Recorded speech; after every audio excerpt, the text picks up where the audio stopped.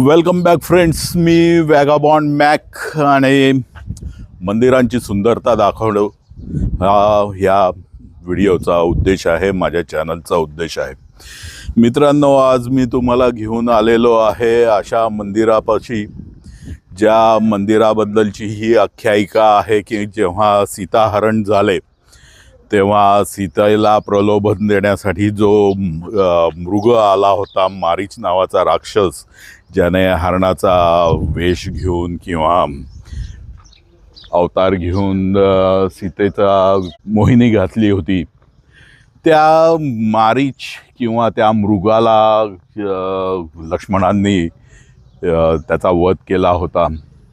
तो वध ज्या ठिकाणून लक्ष्मणांनी त्या मृगावर बाण सोडला ते ठिकाण आत्ता मी तुम्हाला दाखवायला घेऊन आलेलो आहे. आपल्याला माझ्या मागे तुम्ही बघू शकता, इथे मृगव्याधेश्वर नावाचं मंदिर आहे आणि ह्याच मंदिराबद्दल असं सांगितलं जातं की इथूनच लक्ष्मणांनी त्या हरणावर, त्या मृगावर, त्या मारीच राक्षसावर बाण सोडला होता आणि त्याच गोष्टीचं प्रतीक म्हणून इथे हे मंदिर आहे. सुंदर मंदिर आहे. आपल्याला बघू शकतो आपण नाशिक जवळच्या नांदूर मध्यमेश्वर जे पक्षी अभयारण्य आहे, या पक्षी अभयारण्यापाशी हे मंदिर आहे. तर चला आपण मंदिरामध्ये प्रवेश करू आणि हा परिसर बघू आणि मंदिर पण बघू. मंदिराचा कळस तसं बघायला गेलं तर मंदिराचं जे मूळ बांधकाम आहे ते हेमाडपंथी आहे, पण वरती हा जो कळस आहे हा कळस आधुनिक काळामध्ये बांधण्यात आला असावा. त्याच्यामध्ये रामायणातले काही प्रसंग किंवा मूर्ती पण आपल्याला बघायला मिळतात. श्रीरामांची मूर्ती दिसते आहे, लक्ष्मणांची मूर्ती दिसते आहे, गजानन दिसता आहेत आपल्याला. वरती आपल्याला ज्ञानेश्वर महाराज, एकनाथ महाराज, तुकाराम महाराज, त्याच्यानंतर स्वामी समर्थ अशांच्या मूर्ती आपल्याला इथे या कळसावर बनवण्यात आलेल्या दिसत आहेत. हेमाडपंथी शैलीमध्ये ह्या मंदिराचं बांधकाम झालेलं आहे. मूळ जे बांधकाम आहे ते हेमाडपंथी शैलीतलं आहे आणि त्याच्यावर पेशवेशाहीतल्या बांधकामाचा सुद्धा आपल्याला पगडा दिसतो आहे. कारण हेमाडपंथीमध्ये साधारणतः सांधे भरले जात नाही, पण इथे दगड एकमेकांवर सांधे भरलेले आपल्याला इथे दिसत आहेत. पण काही ठिकाणी आपल्याला हेमाडपंथी शैलीमध्ये जसं खाचांमध्ये दगड अटकवून त्याचं निर्माण कार्य केलं असतं तसं दिसतं आहे. त्यामुळे हे काही बांधकाम जे आहे हे 11व्या-12व्या शतकातलं आहे. काही बांधकाम हे साधारणतः 13व्या-14व्या शतकातलं, म्हणजे पेशवे काळामध्ये आपल्याला 15व्या शतकापर्यंत 16व्या शतकातलं काही बांधकाम दिसतं आहे. आणि त्याच्यानंतरचं काही बांधकाम आपल्याला दिसतं आहे ते आधुनिक असावं. गेल्या 20-25 वर्षामध्ये हे कळस वगैरे तयार करण्यात आलेले असावे, निर्माण करण्यात आलेलं असावं. मंदिरामध्ये प्रवेश करत आहोत आपण. मंदिराचं प्रवेशद्वार आता आपल्या समोर आहे.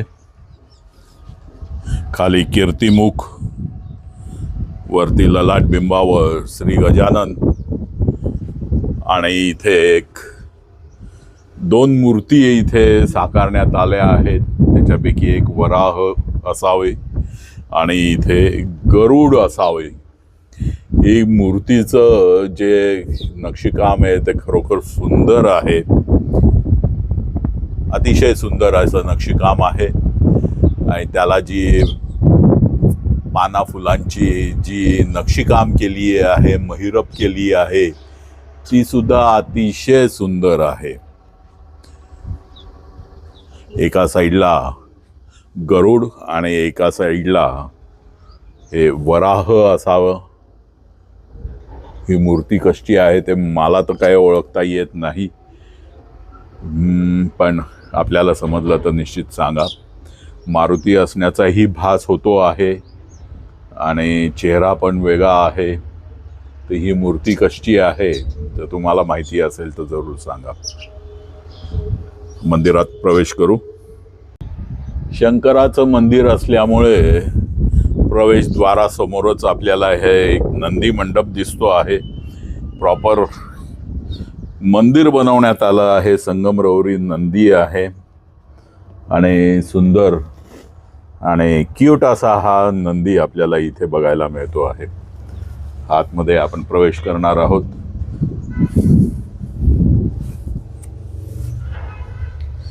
मंदिरामध्ये अंधार आहे, पण एकंदर मंदिरात अतिशय सुंदर असं बांधकाम केलेलं आपल्याला इथे दिसत आहे. हा सभामंडप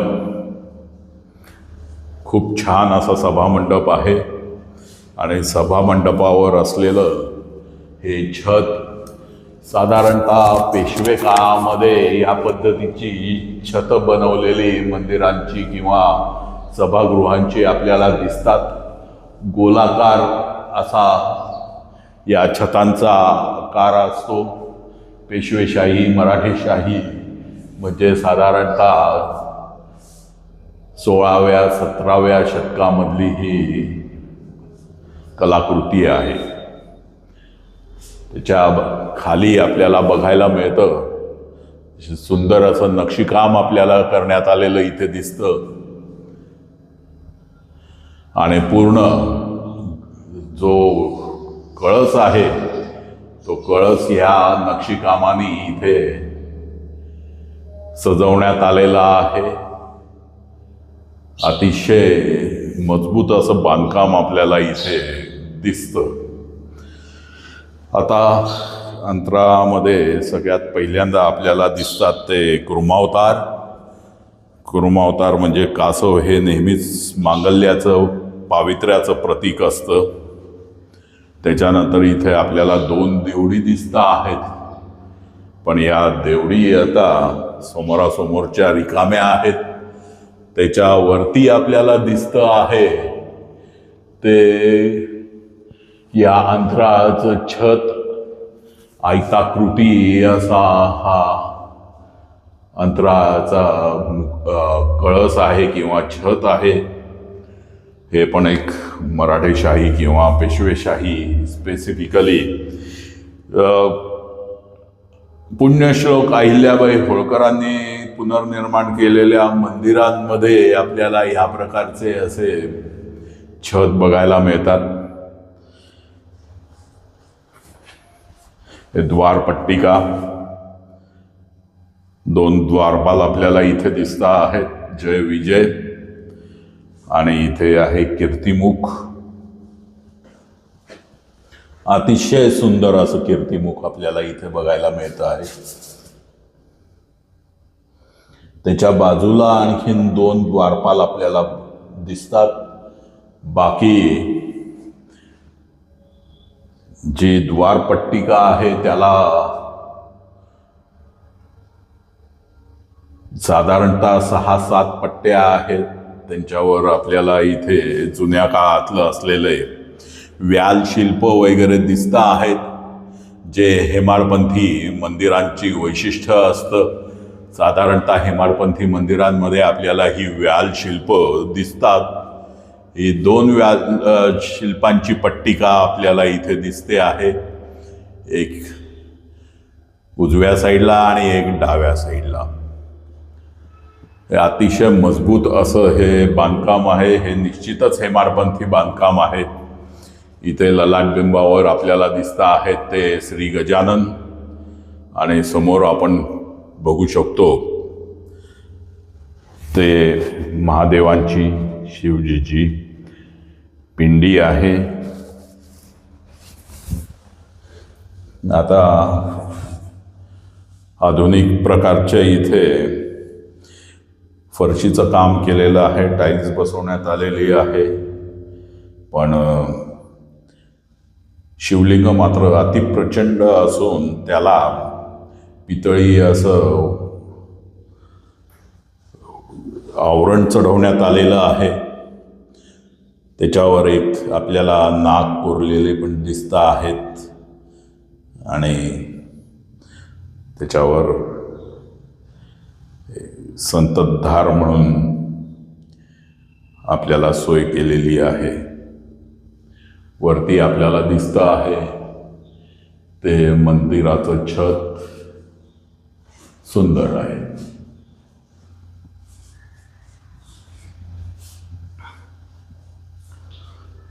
इथे 3-4 देवडी आपल्याला गर्भगृहामध्ये दिसतात, पण ह्या देवडी पूर्णपणे रिकाम्या आहेत। तिथे कुठलंही मूर्ती किंवा मंदिर किंवा कुठल्याही देवी देवताच्या आपल्याला खानाखुणा दिसत नाहीत। इथे कोणाच्या तरी पादुका जरूर आपल्याला इथे दिसत आहेत। श्रीरामांचे चरणांचे पूजन दर्शन व विश्वाच्या समस्त तीर्थांचे पुण्यप्रदाता शासनाने मान्य केले आहे। थोडक्यामध्ये मला वाटतं इथे श्रीरामांचा पदस्पर्श झाल्यामुळे इथे श्रीरामांच्या पादुका आपल्याला बघायला मिळतात आणि त्याला समस्त तीर्थांचे पुण्य इथे लाभते असे ग्रामस्थांचे म्हणणे आहे किंवा लिहिले आहे। अतिशय सुंदर आणि शांत असा हा परिसर आहे।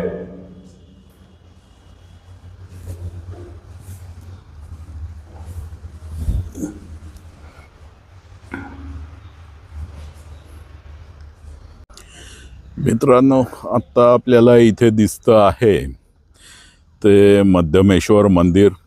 असं म्हटलं जातं की तिथून श्रीरामांनी मृगावर बाण मारला होता आणि तो बाण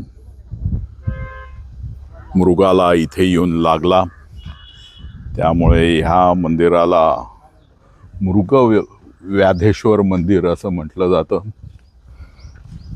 आणि त्या मंदिराला तिकडे मध्यमेश्वर असं मंदिर म्हटलं जातं।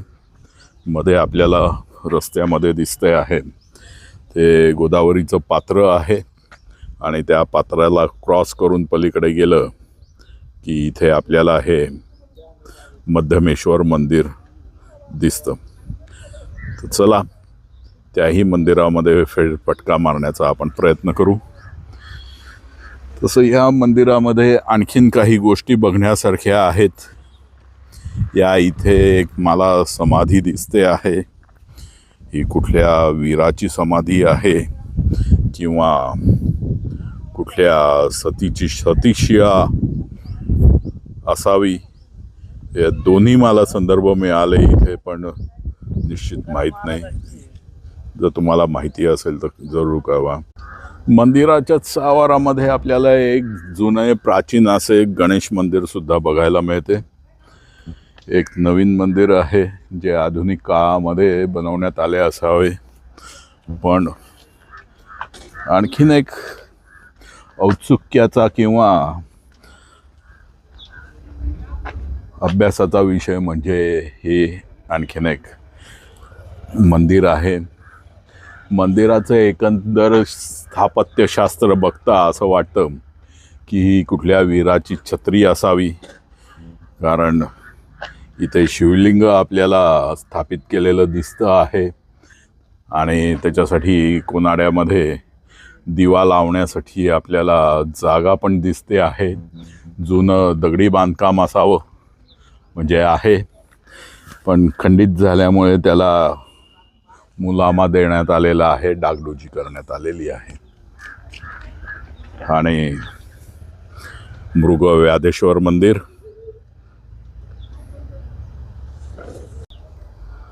मित्रांनो, ह्या यूट्यूब चॅनलवर मी आपल्याला कायमच हिडन प्लेसेस म्हणजे अपरिचित जागा, अपरिचित मंदिरं, मंदिरांची सुंदरता, त्यामागची वास्तुशैली हे दाखवत असतो।